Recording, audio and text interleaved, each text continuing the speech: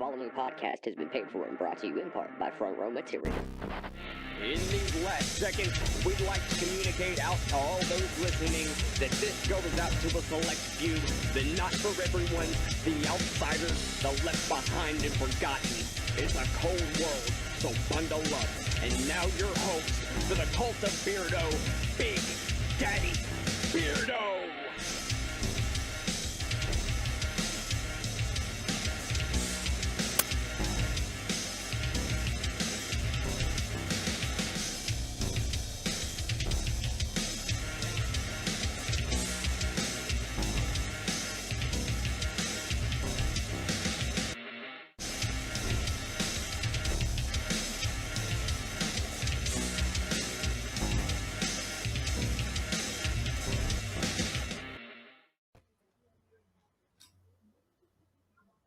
Hey, what's going on, guys? Welcome to another edition of Cult of Beardo. I am the host, the Ritt, and next to me is my tag team partner from Monday nights at 8 p.m., That's right. 6 Degrees of Ritt and Renegade. Unfortunately, our good friend from the north, the Butt, well, he has... he put in some time off. And, well, I approved it because, well, Renegade's been putting it freaking to him, making him work 24 hours a day, 7 days a week. Tell him, Renegade. Well, I hate to burst the bubble, but he is working currently. He did ask for some time off because he's filming a giant project right now. He is currently filming, and the reason I have my assistant director Steve in charge right now. So he is busy filming The Lord of the Cock Rings. Ooh. It's a huge undertaking. It's a giant film. So. Oh man, that's 3 hours per movie, and that's a three movie shot. Yeah, but he's the star. He's playing Ball Frodo. And so yeah, it's a big deal. We're thinking this is the one. This is the one that's going to break us through. Oh man, well, good luck. I hope you get the Throbbing Golden Penis Award. And It'll look amazing on his mantle, I'm sure. Exactly. So Renegade. Normally we're on Monday nights, but here we are, Cult of Beardo. An impromptu 6 Degrees of Ritt and Renegade, I guess. Yes. What we're going to do is, we're going to continue on the Jericho path. But we're going to go 6 Degrees of Ritt and Renegade style. What are you thinking, Renegade? I'm all for it. I'm here for it. So what we're going to do is we're going to continue talking Jericho. We're going to pick up right about just a little before the first ever Money in the Bank match, which, of course, that was Jericho's creation, his idea. Vince seen something and, took the ball and ran with it. And now it's one of their bigger pay-per-views all year. Sadly, it hasn't really panned out as well. Like, the payoffs haven't really panned out in the last few years, but it's a brilliant concept. It's a different take on the ladder match with not just a title on the line, which is usually the case, but a briefcase for an opportunity at a title, and it should be seen as a tool to enhance an up and coming star, give somebody an opportunity that has yet to really have one. But it hasn't really, just like the Andre Battle Royal, it hasn't really had great payoffs. It hasn't really accomplished much. Yeah. Well, let's just talk a little Money in the Bank first before we get with Jericho, since he created it. Look at the concept. There's a briefcase that you can cash in anytime you want. And look at the superstars it's propelled. Edge. Edge has won it twice. You know, it helped push CM Punk. Mm-hmm. You know, it gave Rob Van Dam that little push he needed to get to the next level. Seth Rollins. Seth Rollins, you know. You got some average ones. You had your Kane when he won. Right. You know, you had your ones that just really didn't make sense. John Cena. Who was the first to cash in and lose? Yes. Brock Lesnar. I didn't understand why he needed that title because he is Brock Lesnar. Right, and it goes back to what I said. That it should be a tool used to push an up-and-coming star. You know, who knows what it would have been for Kennedy because they took that opportunity away from him. But Dolph Ziggler. Mm-hmm. You know, Big E. You know, he's probably one of the ones more recently that had the briefcase and cashed in and made, you know, made a name for himself. But Jack Swagger didn't really pan out too much. You know, it's a shame. But some of them didn't they? So one of our favorite wrestlers on the show here, Otis, did not Otis win one? Otis won one and then lost the opportunity against, I'm guessing, I want to say The Miz. Okay. And next thing you know, like, now Miz's first time was great. You know, Daniel Bryan's another one that, you know, they used it to get him to the next level. Mm-hmm. But it's just, it's not what it used to be. And as we see, it was at WrestleMania 21 where Jericho participated in the first ever Money in the Bank match, and Jersey Devils already ahead of the game. Oh yeah, you know, he's pumping in the knowledge over here. Shelton Benjamin, Chris Benoit, Kane, Christian, Edge, and Jericho. So you got one of those things is kind of not like the other, Kane. But the rest of those guys, athletes nonetheless. But then you had that monster aspect of, could Kane do it? You know? Yeah. And he could. I mean, you would have to question, was it needed by that point for him to get that? He was certainly established by this point, just like you said with Brock Lesnar. Was it necessary to give them that opportunity when it should have gone to maybe somebody in the undercard? Yeah, and I remember watching this, and I'm thinking to myself, the people I thought that would have won would have been either Benoit or Jericho, because, you know, they were both established. I really didn't get the concept at first.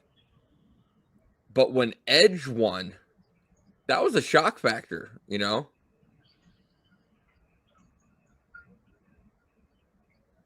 Yeah.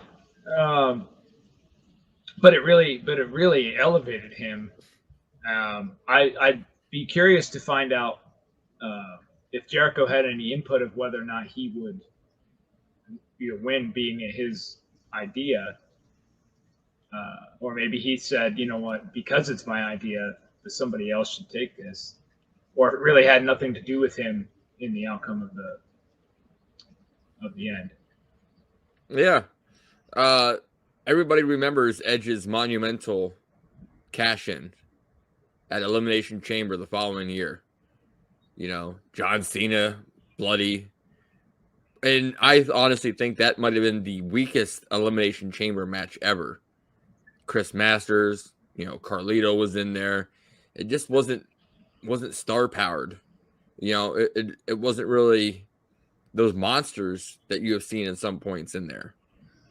But to see Vince McMahon make that Money in the Bank cash in, put it up on a pedestal when he came out and said that Edge was cashing in Money in the Bank. Like, that was like an epic moment there. Right. It does fit Edge's character, being the ultimate opportunist. Yes. And but it begs the question with Money in the Bank: do we like the idea that you can cash in at literally any moment you want? So 9 times out of 10, guys wait until championship match is over. The winners, barely able to stand, and then here they come to cash in. It's in my mind, it's for an opportunity, not for an opportunist situation. Where I particularly don't like those situations, because it almost it likely is the guy who's cashing in is going to win.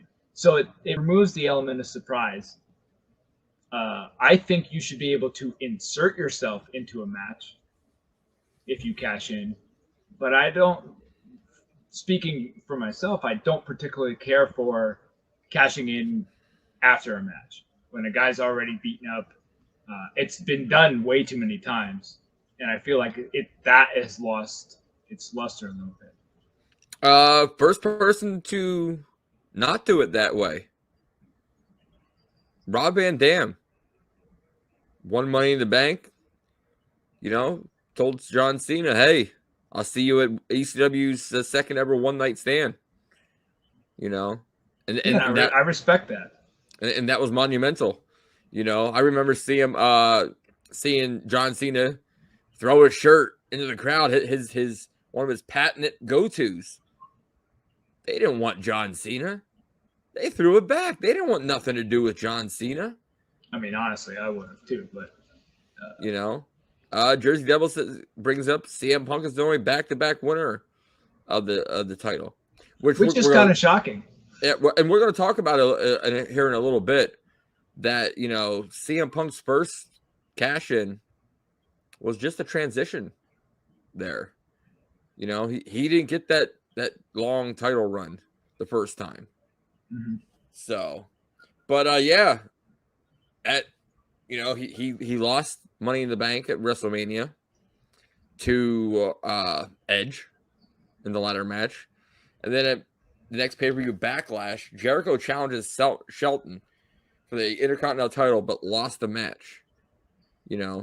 Jericho and that Intercontinental title are like side by side. You can't talk about the Intercontinental title with not bringing Jericho's name up. Quite possibly, maybe the greatest Intercontinental champion ever. I know that's probably overshadowing many other deserved names, but to win it as many times as he had shows the respect he's earned, the talent he has, and I certainly couldn't think of too many others to choose over him to have that accomplishment. And look, and you have to look at the time frame and the competition and his opponents that he had. Kurt Angle, Benoit, Shelton. Those are his early career. He those guys aren't just one hit wonders. Those guys there can go themselves. So, but and he was certainly in there at a great time and had a lot of competition to go up against, a lot of big name competition to go up against. You look at somebody now like a Roman Reigns, and when you get to the end of his career, you're going to compare the workload, and you're going to say, who did Roman really have to match up with? That's really going to fortify his name because obviously they're going to push him as being one of the greatest ever. It's what they did to John Cena.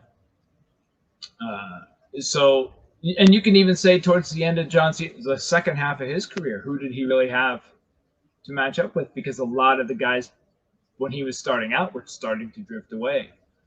So you can look at Roman Reigns and say, where's these big names that he's had to go through to kind of fortify what they're trying to do with him. Yeah. And, Jericho goes and ECW's One Night Stand where Rob Van Dam, he went with Vince to the concept and said, hey, this ECW thing, give it a try. Let's see. Rob was hurt at the time, so he couldn't participate. But that ECW One Night Stand, the first one, was a really nice card. And we got to see Jericho come out with the old Lionheart Jericho gimmick, taking on another guy that can go, Lance Storm. Jericho lost because, of course, Lance had Just Incredible and Jason, there. But man, just that match itself on paper is exciting. Jersey Devils in there. We're talking Intercontinental Championship. Longest reign is the Honka-meter. 454 days. The most Intercontinental title reigns is Chris Jericho, 9. That's right. Santino fell short of that, did he? Yes. Jericho's 9 reigns don't even total up to the Honky Tonk Man's reign. 1 reign. That's crazy. Yeah. Well, things were different back in those days. Guys held titles forever. Didn't Hulk Hogan at one point have the longest title reign? Or it was, maybe I'm confused. Sim or Andre? No, because you have Backlund's. Bob Backlund had a ridiculous title reign. Okay. I thought Hogan had some kind of mark for something back in the Bob Backlund had a ridiculous title reign. Bruno Sammartino did. Backlund had the only reason his title reign, in my opinion, came short was because Vince took over from his father. He wanted to build Hogan, and you couldn't have a babyface Hogan go up against Bob Backlund. That it wasn't right. So of course they had to come up with how do we get the title off of Backlund? Well, let's bring in the Iron Sheik. Fuck you, Hulk Hogan. Oh man, he has a passionate hate for Hogan. But that the story it's still real to him, damn it. Yes, and that match and the story build up in that match was great. Bob Backlund never gave up. His manager threw the towel in. That's the only reason the Sheik won. The Sheiky baby. And that title reign didn't even last very long. Next thing you know, Hogan's giving him the boot, the leg drop, 1, 2, 3, and Hulkamania is born. A true transitional champion there. Yeah. So, but the next night after elimination, after ECW's One Night Stand, Jericho turned heel on John Cena. So we're finally getting back to the roots of Chris Jericho, because they took on Christian and Tyson Tomko in a tag team match, and they lost. John Cena got the crap beat out of him because Chris Jericho's did the old swerve. Jersey Devil, Bruno Sammartino's first reign was 2,803 days. Wow. 8 years he was champion. That's incredible. Different times indeed. So, Jericho's one of those guys who does a really good job of playing face well as heel. Like, he's a really good heel, and he's also not one of those like ass kissing faces where it's just pandering to the fans and all those kind of things. Like Seth Rollins' face turn here not that long ago, pathetic. Like, they kind of made him a pathetic babyface, where it was just kissing the fans' asses and I do this for you. I don't really like those those types of faces. It's just be cool, just be funny, just be, something like that. And I thought Jericho was one of the better ones to do that. To go back and forth and do both sides well. Yeah. Speaking of the kissing ass faces, kissing fans' asses. There we go. But a couple of weeks ago, when we played that, the MJF promo on CM Punk isn't what he used to be. He goes out there and he tries to get those cheap pops, those cheap as we call them now, Mick Foley pops. Right here in Cincinnati. Yeah. But with Mick Foley, it was endearing. Yes. It wasn't cheesy.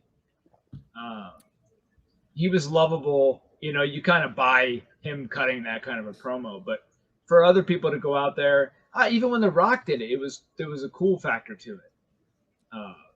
Oh yeah, he sit there and brought the fans in. Finally, The Rock has come back home.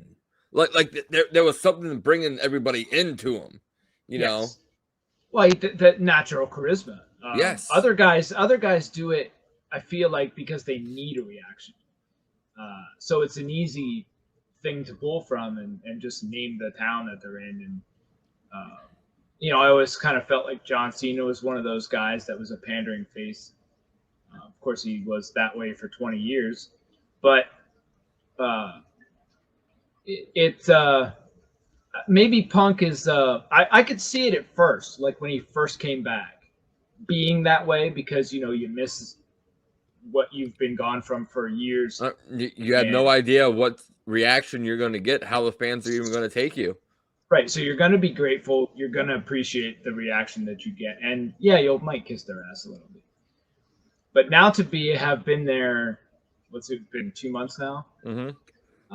And to still be doing that is this who you are? Is this who you've become now? Where's the old, like MJF said, where's the old Punk that used to have pipe bombs and all those other types of things? It's there's not much mic dropping moments going on now, and maybe has he lost it a little bit?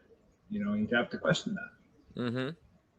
So we're going to fast forward a little bit to SummerSlam, where Jericho took on Cena in a loser gets fired match. Oh, wait, no. They just had a title match, and Jericho lost. The next night was the you're fired match, where Jericho was fired by manager or GM Eric Bischoff. So Jericho was carried out of the arena by security. Kurt Angle slips in, attacks Cena, and Jericho's contract was expired on the 25th of August. So we have a little, time. So we have some time off. And was this when he started Fozzy? Torn? This was what year? 2005. That's probably correct. No, when? Okay, yeah, it might have been because he still had long hair when he started Fozzy. But I know when he came back, he had cut his hair. So in that time, that's probably about right. The first Fozzy album came out. Yeah. So he's torn. Living the dream. But you just don't step away from wrestling. Wrestling was in Jericho's blood. And 2 years went by. People forgot about him, Then,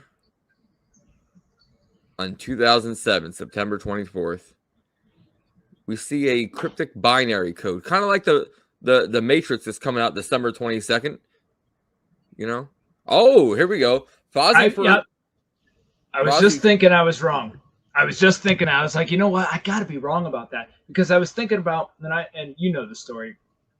We went to State College, and there was a situation where, we'd seen a bunch of people running down to the track, And we're like, what's going on down there? Well, when you got down there was a bunch of wrestlers and officials and different people out there and just out in the open.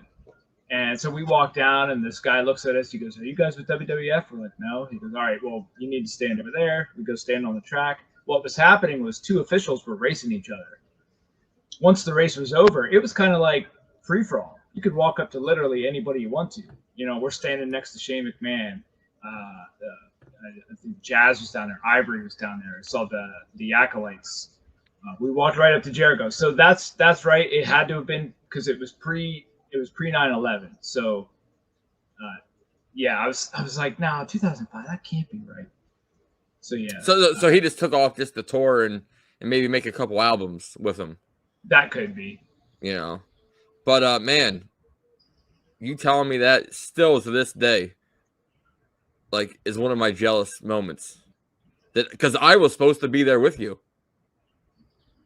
Oh man, that would have been an experience. It was an experience here. I mean, you would have helped me out probably a lot more than the friend I was with, because I'm standing right beside Chris Jericho, and my friend gets a picture with him, and then we just laughed. Like, I don't know why I didn't, or why, me, I'm kind of shy when it comes to those kind of things. I'm not really good in public speaking or meeting people for the first time. So I just didn't really push the issue. And I always feel like I'm a bother to somebody in those kind of moments. See, and you go to the Chris Jericho moment. I go for the moment that you got to go stand one-on-one with The Rock. That was a cool moment. It was really cool. Really cool. He didn't have to do what he did. His car drives into the garage, and peeks his head out of the door, and then walks over to the fence and just starts signing autographs for everybody. It was really cool. Really, he didn't have to. And you've been there plenty of times with wrestlers who just kind of ignore you, or just walk in and or say they'll come back and they don't. Those kind of things. And I don't hold that against anybody. It's they're busy. I get it. We're there for an opportunity. You're not there to bug. At least I'm not. I'm not there to bother them. If they're gracious enough to come over, great. If they're busy, great. Just to be able to see them in that moment was really cool.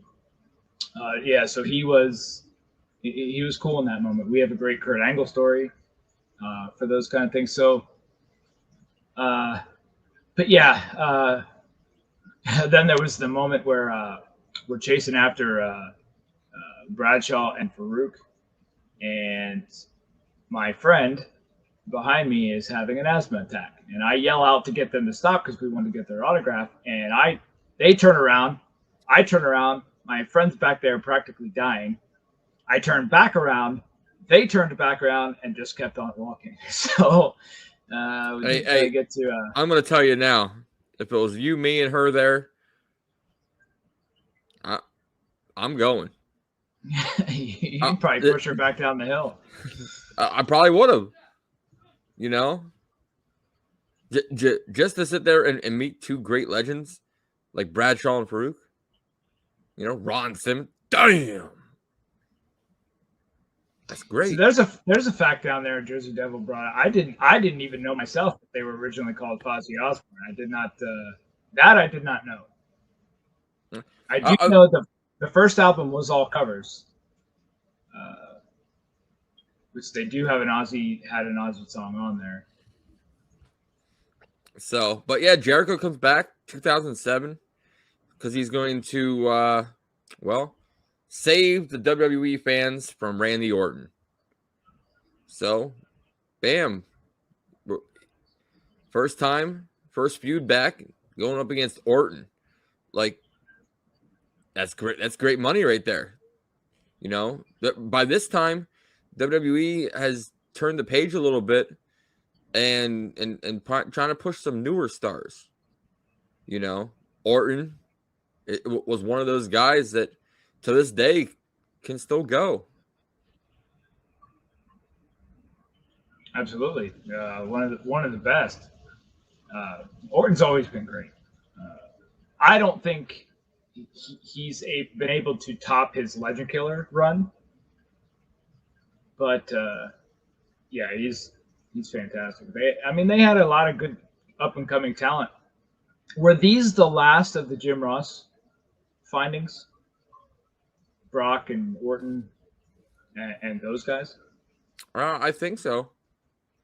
You know, the last great tower search.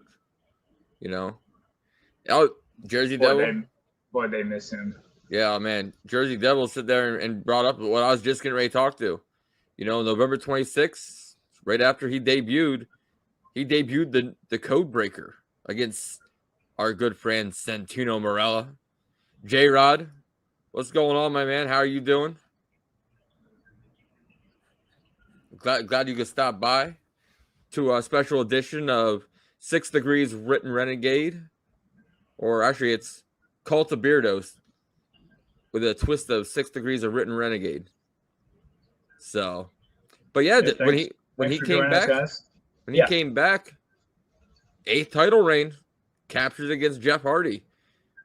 So, man, he's been to WWE, you know, what, total of 6 years, maybe 2 years off, 8 title runs, and there's another great Intercontinental Champion, Jeff Hardy, who recently just got released by WWE.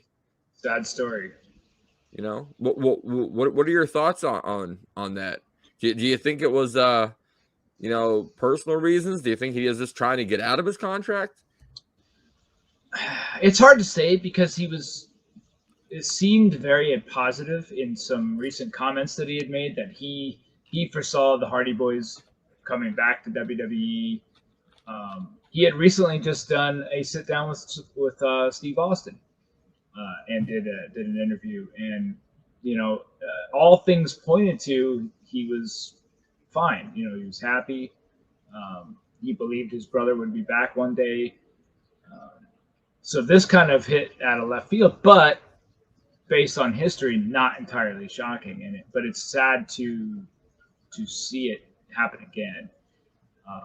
I always liked Jeff.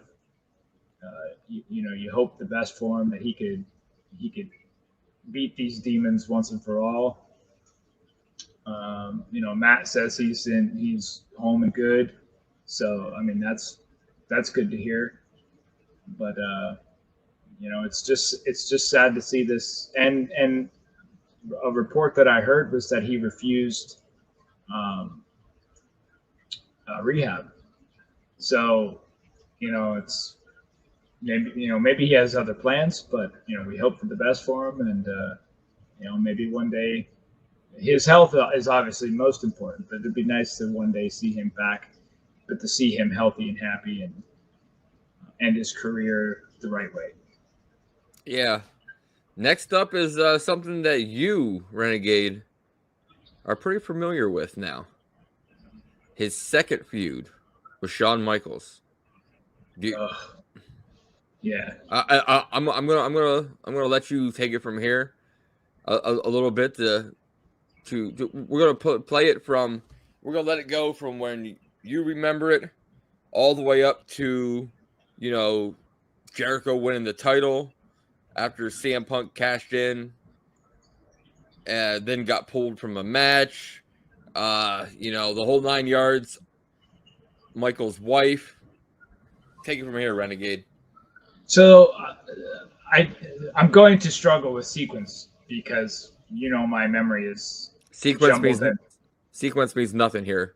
Right, it's jumbled and spotty at best. But so the storytelling in this feud is by far one of the greatest feuds I've ever gotten to witness, and it was 2007's feud of the year.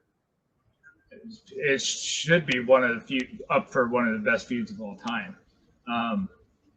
So I don't even remember how this started exactly, but they get into this and it very much felt like playing opposites. Jericho's the heel this time, Michaels is the face. Mm-hmm. But they played it because it was very much rooted in honesty. But it played it like Jericho was the face and turning Shawn heel by saying he's a liar, he's all these things, and he's to give you a little like how it got started. Jericho was appointed an official in a Batista Shawn Michaels match, and Shawn faked an injury of the knee. So it gave him a little time, and he hit Batista with some sweet chin music. Jericho called him out on it, and said, "You're a liar. You faked an injury." And of course, Shawn, sit there and denied it, and then he said, "Yeah, I faked it," and then hit Jericho with some sweet chin music. Yes. So that started, all this. I remember the throwing Shawn into the Jeritron 2000. Nope. The Jeritron 6000. 6,000. My bad. Throwing him into that, which I think a lot of people assumed that that's what caused Shawn's bad eye,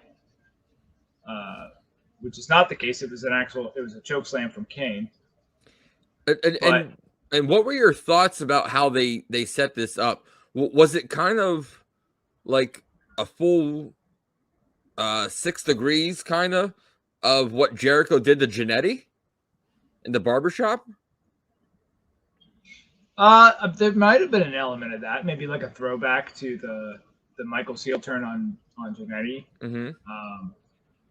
But then they bring in Shawn's wife gets involved, and they had the incident where Jericho actually for real punches her in the mouth, which added in just this all the more drama into this thing of like, man, he really hit her in the face.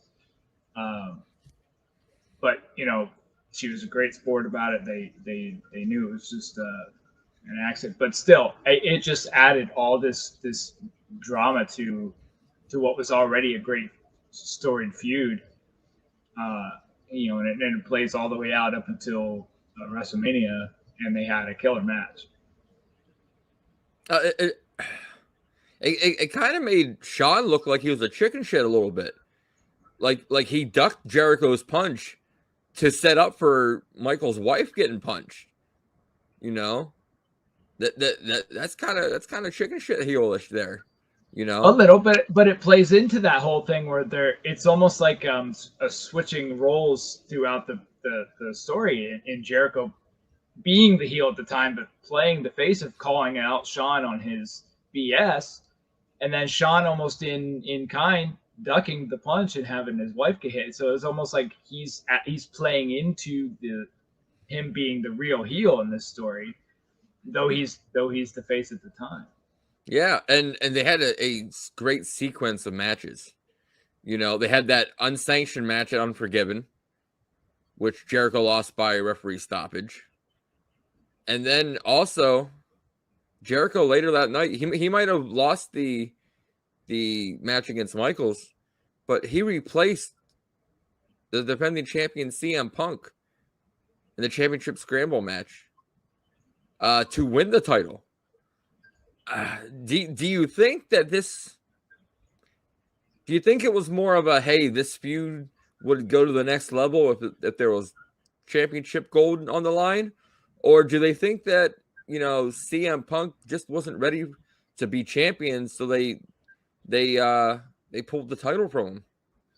I would probably lean more towards Punk not being ready in their minds than the Jericho Michaels feud needing the belt, because I don't think it needed anything. I thought the storytelling was enough. I thought Jericho punching Shawn's wife was enough. The things that they called each other was enough. I don't think the title was necessary. It probably spoke more to them not really believing in Punk, and you get that through his whole career, that they never really bought into him. A lot of the top guys, I don't think guys in the office never really cared for him much. Yeah. Do you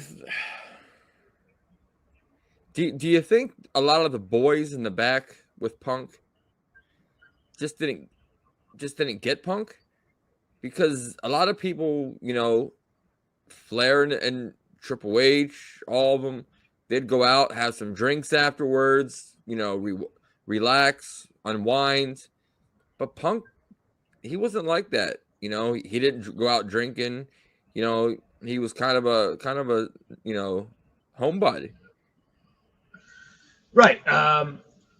So, and I've seen this a lot in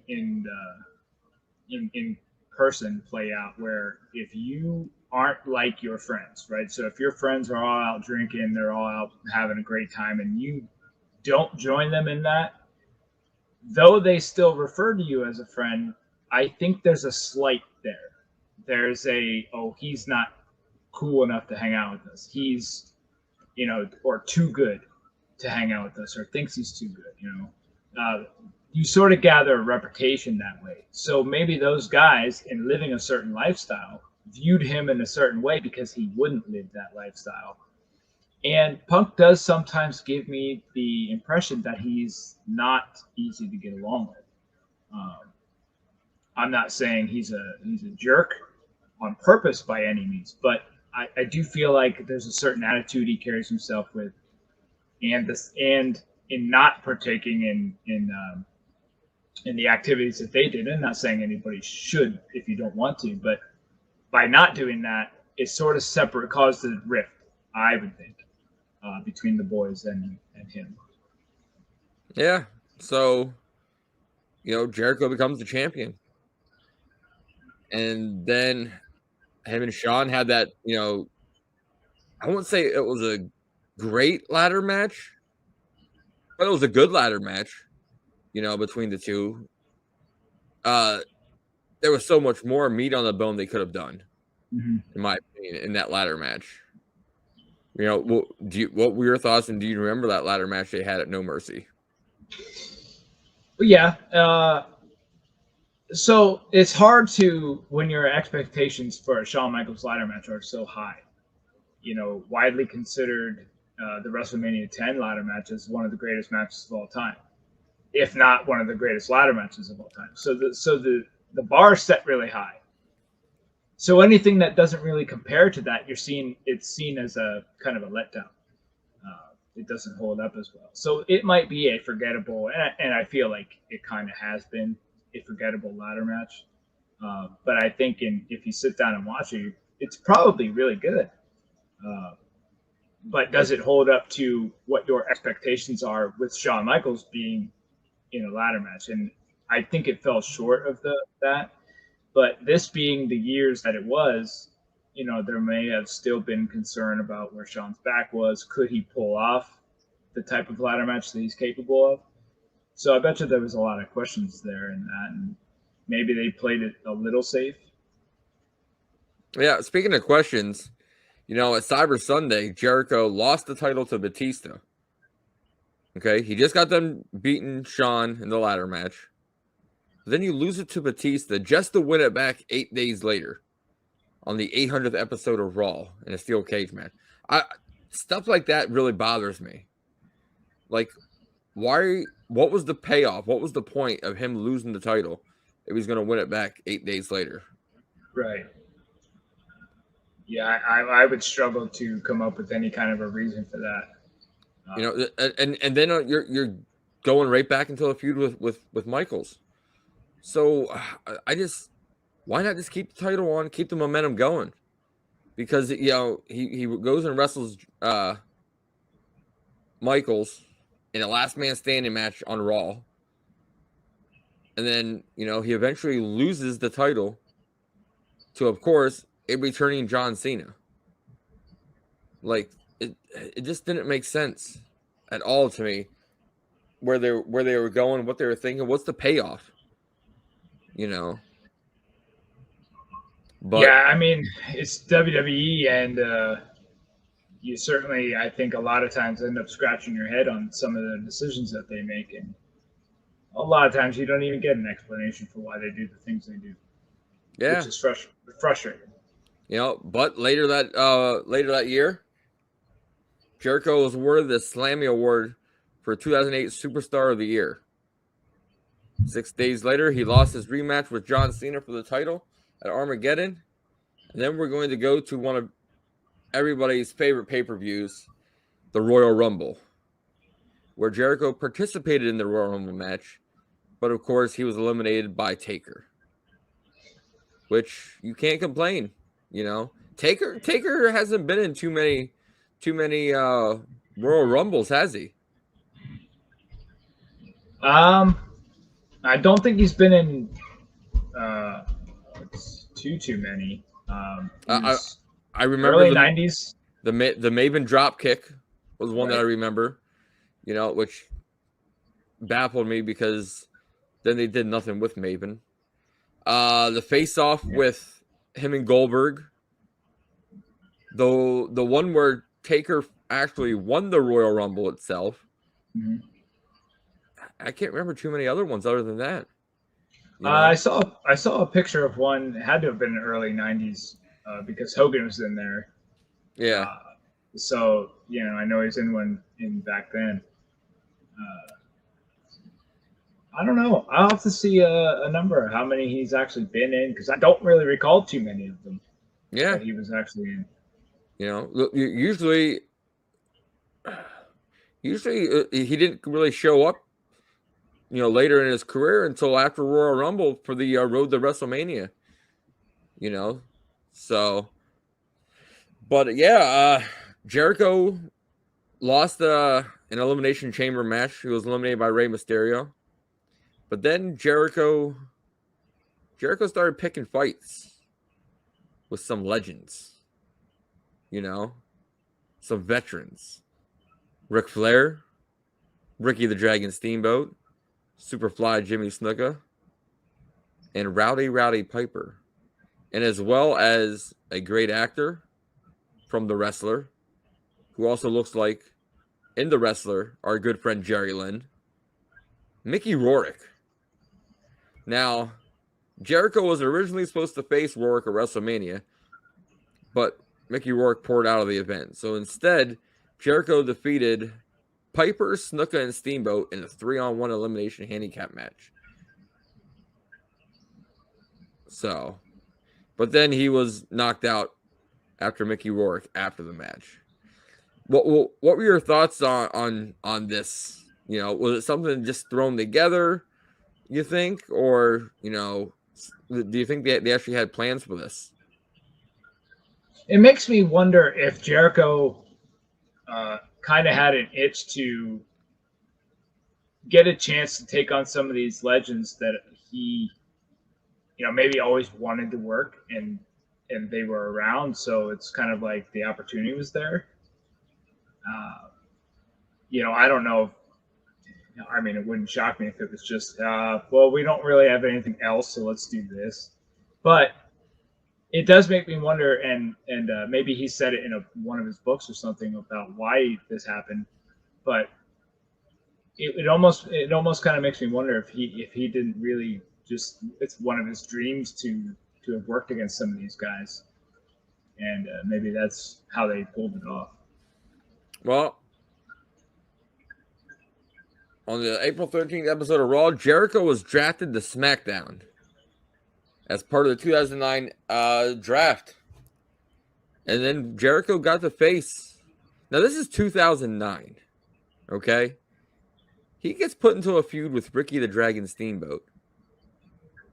Now, this is well after, his great runs in WCW and everything.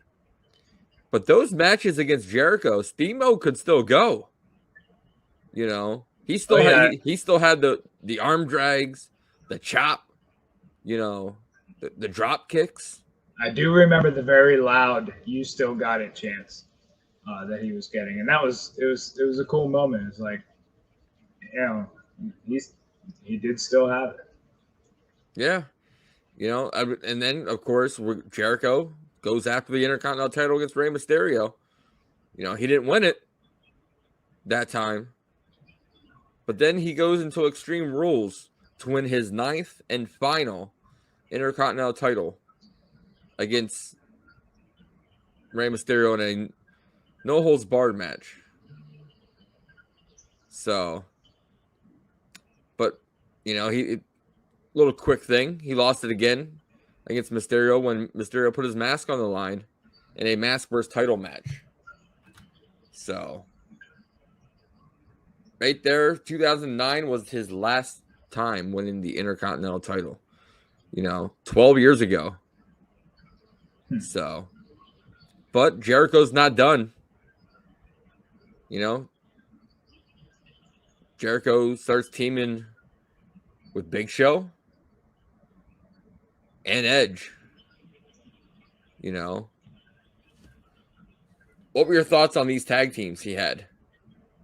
Well, they were great. They were great runs. The stuff with him and Big Show was pretty entertaining. And how could you outmatch Jericho and Edge? Edge had some great. Go ahead. Oh no, and the only reason Edge ended so quickly is because he got injured. So right. So yeah, so who knows? Where that would have went. It probably would have ended in a feud between the two of them, as those things usually go. Yeah, but I thought the Jericho Big Show stuff was really entertaining. Oh yeah, like I loved it. And it's not like they didn't have some great talent to go against. They sit there and they Cody Rhodes and Ted DiBiase, Crime Time, MVP and Mark Henry they went up against, Mysterio and Batista, but then they lost the titles to a reunited Degeneration X. So what were your thoughts about their title run? Do you think that it had some? It could have went longer, or? Oh, for sure.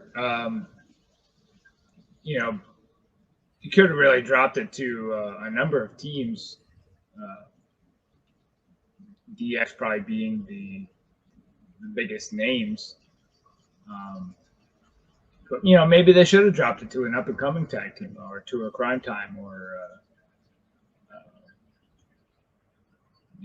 I'm struggling to think of anybody else. But it probably would have been better to drop it to for it being Big Show and Jericho to dropping it to an up and coming team instead of DX. But maybe that's what DX would have been used for then, to drop it to another team.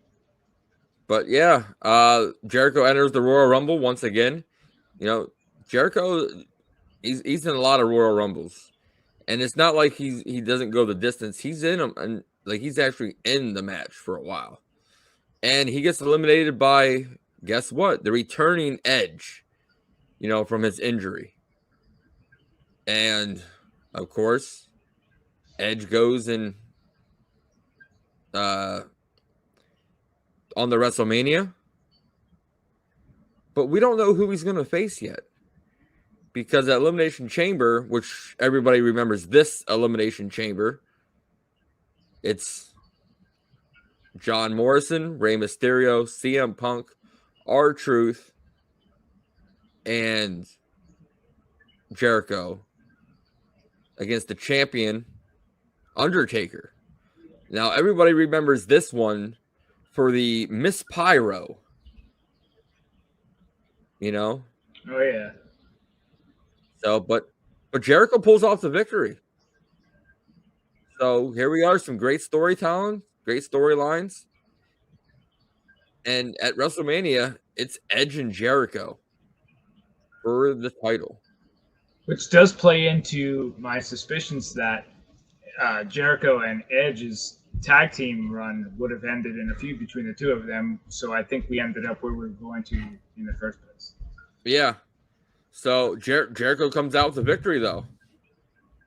And then here comes it's one of the oddest cash-ins, because I didn't expect Jack Swagger to win Money in the Bank, let alone cash in and actually beat him on SmackDown.